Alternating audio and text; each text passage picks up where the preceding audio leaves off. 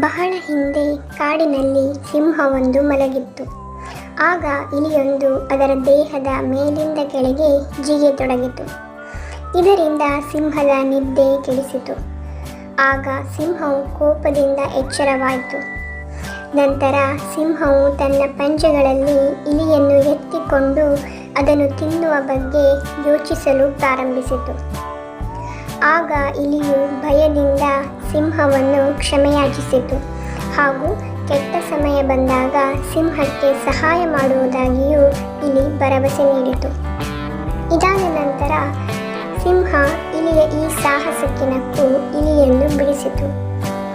ಈ ಘಟನೆಯ ನಂತರ ಒಂದು ದಿನ ಕೆಲವು ಬೇಟೆಗಾರರು ಬೇಟೆಯಾಡಲು ಕಾಡಿಗೆ ಬಂದು ಸಿಂಹವನ್ನು ತಮ್ಮ ಬಲೆಗೆ ಸಿಕ್ಕಿ ಹಾಕಿಕೊಂಡರು ಮತ್ತು ಸಿಂಹವನ್ನು ಹಗ್ಗದಿಂದ ಮರಕ್ಕೆ ಕಟ್ಟಿದರು. ನಂತರ ಸಿಂಹವು ಸಹಾಯಕ್ಕಾಗಿ ಗರ್ಜಿಸಲು ಪ್ರಾರಂಭಿಸಿತು ಮತ್ತು ಇಲಿಯು ಸಿಂಹದ ಗರ್ಜನೆಯನ್ನು ಕೇಳಿದಾಗ ತಕ್ಷಣವೇ ಸಿಂಹಕ್ಕೆ ಸಹಾಯ ಮಾಡಲು ಹೊರಟಿತು.